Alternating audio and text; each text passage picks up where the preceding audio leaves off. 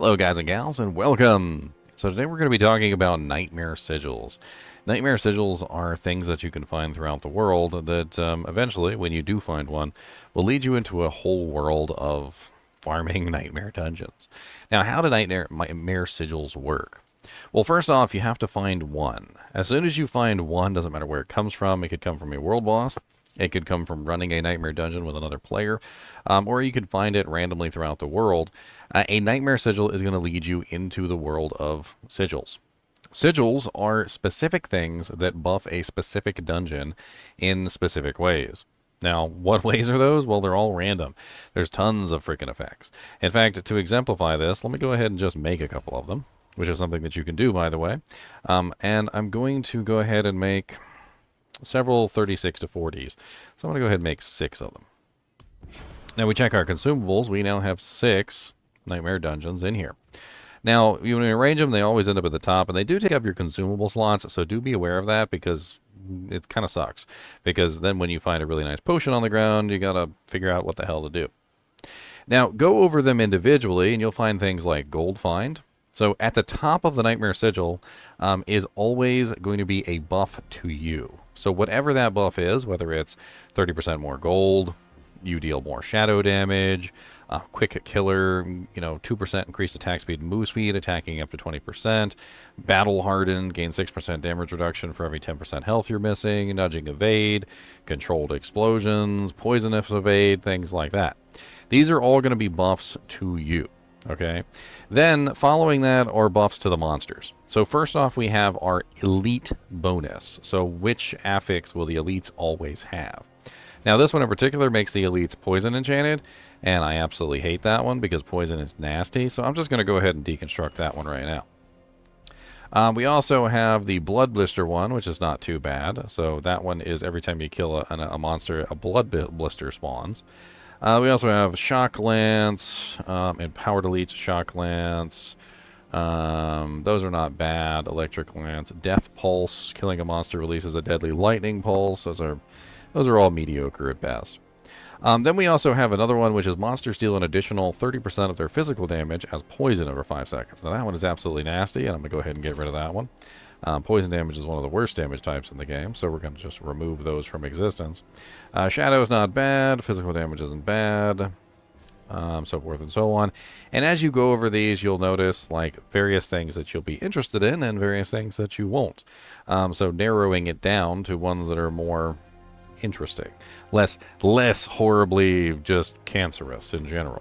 So I'm going to go ahead and make a couple more. How many slots do I have? 1, 2, 3, 4, 5, 6, 7. So let's go ahead and make 7 more. And we're going to take a look at these and see how many of these I want to destroy. So we got fire damage, volcanic while in combat, gouts of flames periodically around monsters. Monsters gain 25% attack speed. None of those are particularly awful, so I'll keep that one. That's a level 39. Now, the level of the sigil does have a lot to do with what goes on.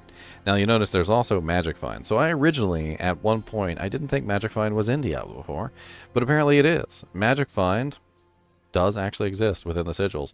So finding those ones that have Magic Find on them are pretty cool. You know what? Let's go ahead and run that Magic Find one. So I'm going to go ahead and destroy a couple of these real quick because I don't want to hang on to all of these. In fact, you find so many within the dungeons that really you just don't really need to hang on to most of them at all. There's a poison affix. That is the Drifting Shade. I do not like the Drifting Shade at all, so I'm going to delete that one from existence right now. And then on top of that, we also have some other interesting ones, like the Magic Find one, of course, is nice. Let's go ahead and arrange those. Now, I'm definitely going to keep the Magic Find one, but let's go ahead and keep the Nightmare Portal.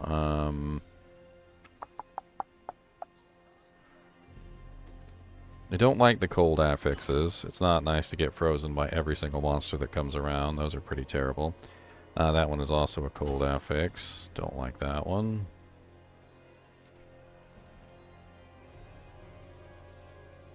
The periodic gouts of flame is rather annoying. And in this way, you can go through them and you can kind of pick out the ones that you like and pick out the ones that you don't like and sort of figure it out from there. So when you utilize a Nightmare Sigil, if you're in a group, it's going to propose the dungeon to all the players within the group. However, if you're by yourself, it's not going to do that. It's just going to use the dungeon. So I'm going to right-click on this, and it's going to say that I'm going to use it, and it's in Goldeneye Canals. And I hit accept. Now, if you check the map, what you're going to notice is that the Goldeneye Canals is now highlighted on the map. So unlike the regular dungeons with have just the gate, this one is the gate plus a evil little symbol, which is going to indicate that this one specifically is the Nightmare Dungeon. And as you can see, it shows the affixes on it. And if we go to it specifically, you'll also notice that there's like kind of like a fiery, sort of a flamey thing going on with the particular dungeon. Now, completing a Nightmare Sigil, which basically takes going through the entire dungeon, will lead you all the way to an upgrade page. So let's get our butt to this dungeon real quick.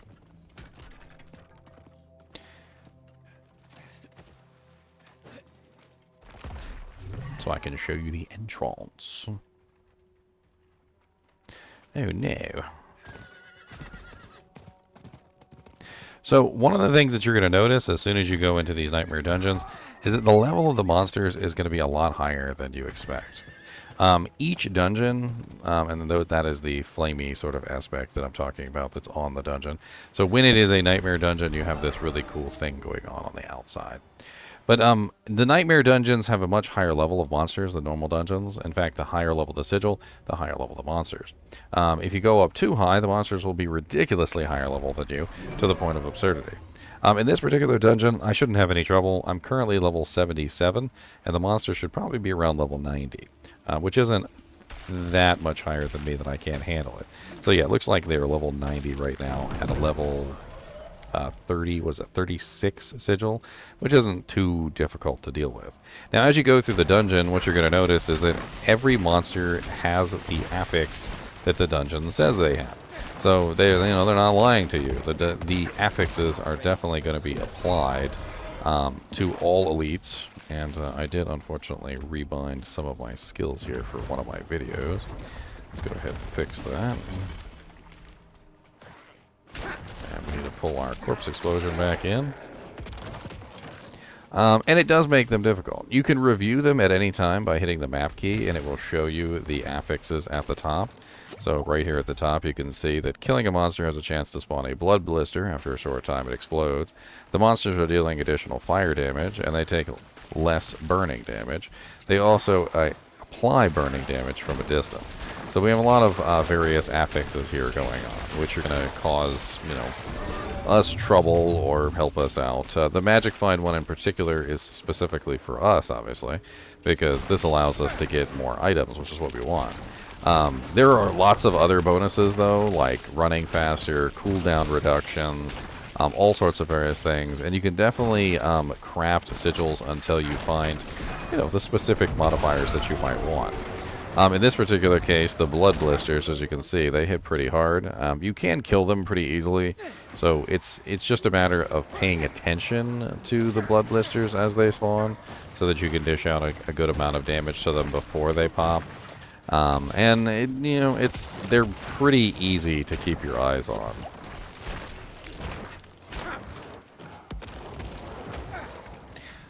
Looks like I changed my corpse explosion too. Boop, boop.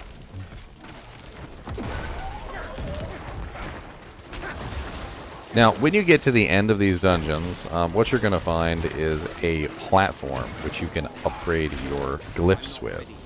Now, the amount of EXP that the glyphs allow you to utilize to upgrade the panel allows you to utilize to upgrade your glyphs is going to be dependent upon the level of the sigil that you used.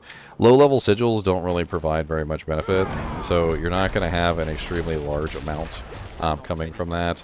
And as you can see, these level 90 monsters do hit pretty hard, although it's not anything I can't handle.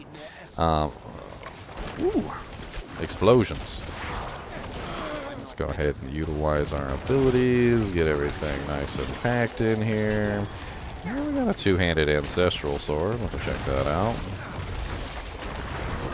And I wasn't paying attention to the blood blister, so the blood blister managed to get me.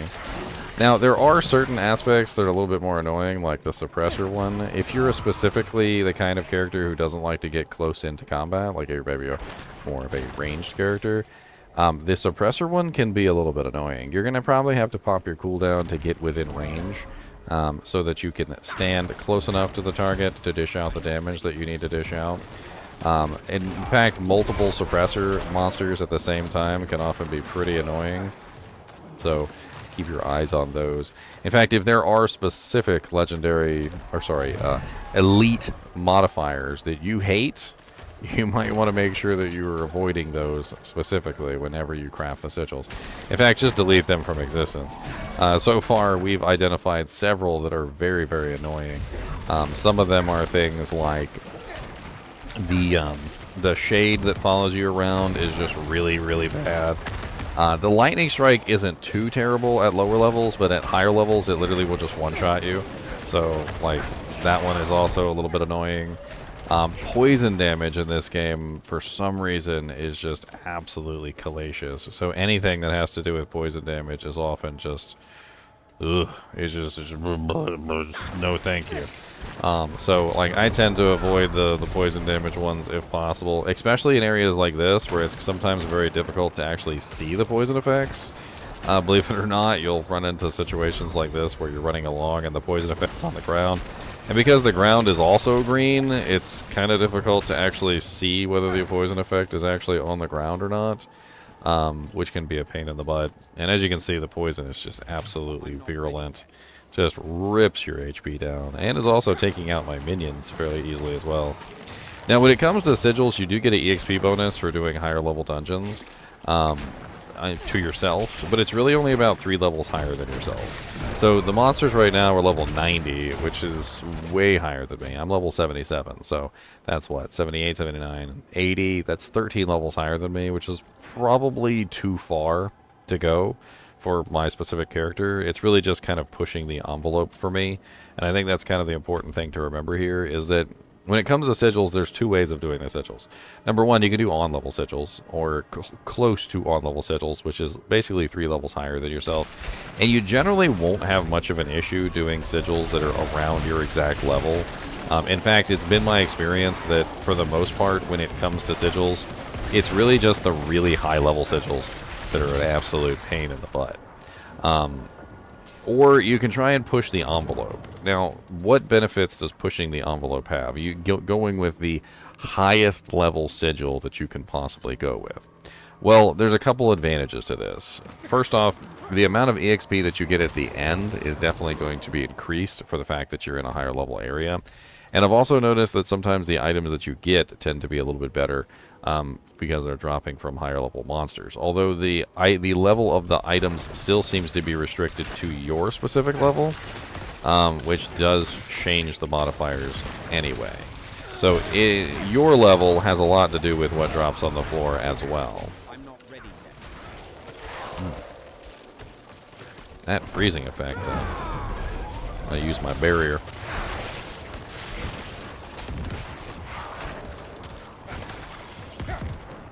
Now, it's not only choosing the effects, it's also important to remember about the dungeons. So you may have a favorite dungeon, a specific place like Lost Archives and Fractured Peaks, or Cultist Refuge and Fractured Peaks, or Cordragon Barracks and Fractured Peaks, or Onyx Hold and Dry Steps, or Ancient Lament and Dry Steps. So as you're going through here and you're pulling these up, and you're thinking about where you want to go, you may eventually get to the point where you are like, hey, I really like Ancient Lament and Dry Steps. Let's see if we can find one there, because that place has really high monster density. It has really, easier monsters that are not so difficult to kill, like a lot less spiders with horrible, nasty poisons that are going to rip our HP down to absolutely nothing in a matter of seconds. And this way you can customize your Nightmare Sigils a little bit more toward what you're specifically looking to do. In my case, I don't really have too much trouble with the poisons, because the poisons do tend to stay on the ground over there. And I like to keep my distance. Keeping my distance gives me more damage anyway, so, there's that. Now, with this particular dungeon, as you can see, I'm getting a really large amount of loot, and it has to do with that magic find bonus that's on the sigil. And as you'll see, you'll also find sigils as you go through. So I just found 2 more sigils. One of them was Poisonous Evade Volcanic, and the other one was Poisonous Evade Empowered Shock Lancers. So interesting. Now, I don't have to actually use those. I can take those back to town, and I can just destroy them. And that's something that I definitely want to recommend to you guys, is that you go through those things on a regular basis, because they will fill up your inventory really freaking fast. I mean really fast. And before you know it, you will be absolutely overflowing with sigils. My best advice is just deconstruct any of the ones that you don't think you're going to run. In fact, you could really just deconstruct all of them except for the specific ones that you really are 100% sure you're going to run, like the magic find ones, for instance, or maybe the gold finds ones if you want to do gold find. But in general, you definitely want to make sure you're keeping the important ones and destroying pretty much everything else. Because if you don't destroy them on a regular basis, you're going to very quickly find that your consumable stash tab is completely full. Now, in this particular case, I have now finished the dungeon. And at the end of the dungeon, you always get completion rewards. So it always gives you one item which seems to be like a legendary or a unique item sometimes. It sometimes is a unique item. And then sometimes it will also give you a rare item on top of that. Now, after you've completed the dungeon, this giant shield comes up, which basically protects you from all damage at this point. Depending on where the shield spawns, you can actually utilize it to dish out like lots of damage to a whole bunch of monsters for free, essentially, because nothing can hurt you while you're inside this bubble. However, do be aware that we've already tested whether or not the Butcher can be fought inside this bubble, because the Butcher can't hurt you while you're in the bubble. And what we found out is that if you drag the Butcher to this bubble, he despawns, which is... yeah, not good, because obviously you want to kill the Butcher, and you want to get the loot from him. This particular Jujank right here is the Awakened Glyph Stone. So when you spawn, or finally complete the dungeon, you get this thing, which is going to bring you to the Glyph leveling thing. Now, as you can see, it says that I have 74 EXP, so a level 36 Glyph Stone, or a Sigil, is going to give me 74 EXP to spend on my glyphs. Now, right now, I'm trying to level up this one to its maximum, or let's get that to 15. And then we can spend the rest of our 10 EXP on another glyph, like we could spend it on this one over here. Each glyph is going to require more or less EXP to level up, and when they're low levels, they really don't require much at all, like level 8, or 8 EXP just to get to the next level at level 1.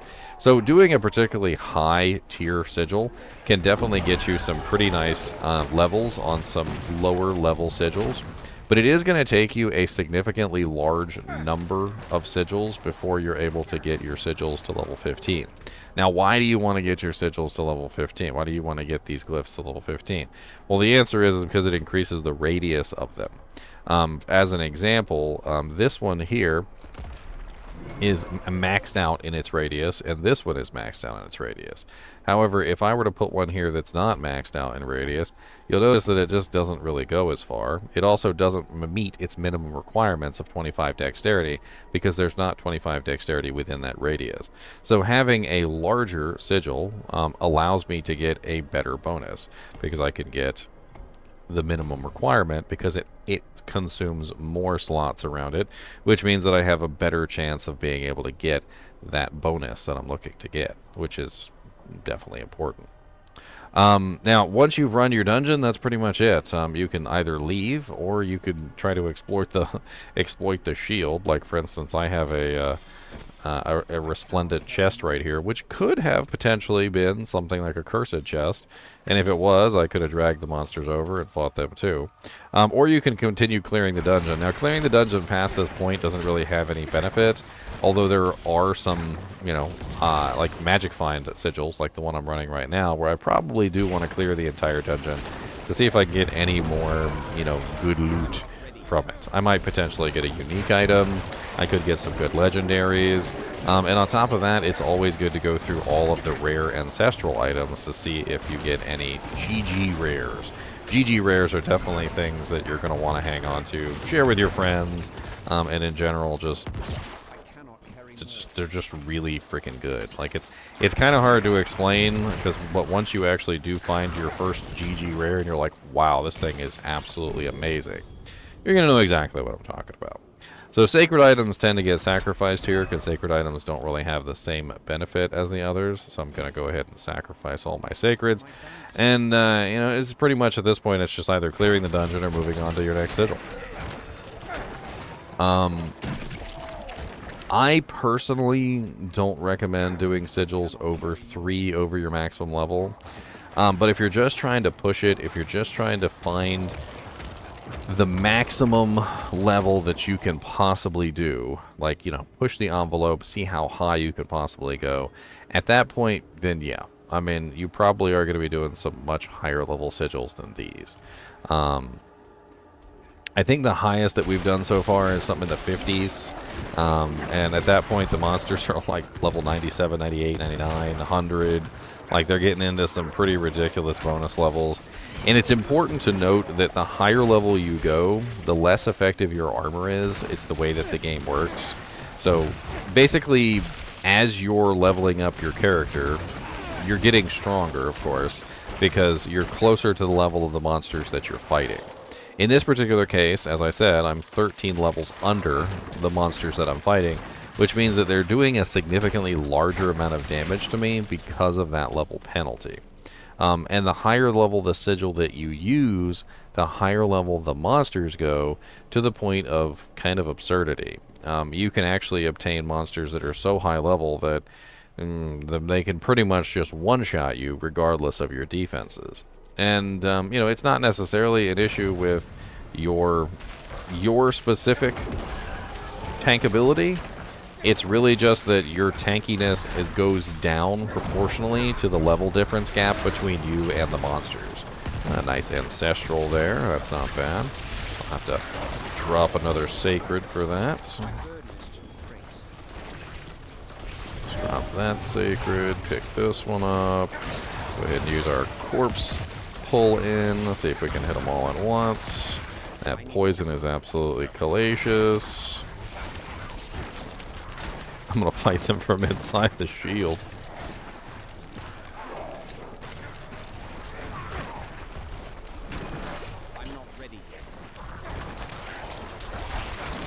These Cursed Chests events, by the way, are absolutely great to do because they have really good drops. I've gotten a lot of unique items from these Cursed Chest events within the Nightmare Sigils, so definitely do pay attention to that. For hardcore players, I would definitely recommend that you not push it with these, because they can get extremely dangerous very fast, and I mean it, like to the point where literally the monsters can just one-shot you without you even knowing what the hell's going on. If you ever played Diablo 2, and I'm trying to keep this video a little bit short, so I'm not going to go too much further here, but if you've ever played Diablo 2, and you know about like how the random effects can sometimes coalesce into a nightmare of bonuses, like extra fast, fanaticized, extra strong, you know, mighted, cursed, like elite packs that will just literally walk up to you and just bop you in the head for one hit and literally murder you. This game is very similar. The elite affixes can sometimes coalesce in a way that will just be undefendable. One time I remember we had was like poison pools, and then we also had the freezing effects, and then one of the monsters had the Tempest, which is the pull-in. It sucks you in, right? So the freezing monster put his freezing thing down, the poison monster put his poison thing down, and the Tempest monster pulled me into the explosion as it was exploding. I had absolutely no chance to save myself. It was literally just, I'm over here safe, and then all of a sudden I'm over there in the very not safe, and I died. And in softcore, that's perfectly fine to die. Like, it's not really that big of a deal. But in hardcore, having those deaths that you can't control, like when you get sucked into an explosion that you can't avoid happening, is pretty crappy. And in those situations, you definitely want to be in a place where you might actually be able to survive the explosion that accidentally occurs. And doing these really high-level sigils is definitely not going to be conducive to staying alive in hardcore. Like, I probably would never do a level 36 at level 77. I would probably pick something a little bit different. And going back to town, we can take a look here. So if level 36 sigil is a level 90 dungeon, then of course we can tone that down. So if we were to go back to the occultist and craft some various sigils, we could craft ones closer to our specific level so that we wouldn't have to struggle as much in the dungeon in general. So we can go into the creation here, and I could craft some ancestrals. So let's try a if level 38 is level 90, then we're probably somewhere more around level 30, which would be my guess. So if we were to craft a level 30, we got what we got, a 26, which is pretty low, but that one is probably going to be closer to our actual level than the level 38 ones. And then sacred ones are also going to give you various levels as well. You'll find that the level 1 to 5s are pretty easy. 6 to 10s are pretty easy. But when you get up into 16 to 20s, the level of the monsters goes up pretty considerably. And eventually it gets to the point where you're not going to be utilizing the sacred sigils anymore, and you're going to be moving on to the ancestrals, which are tier 4.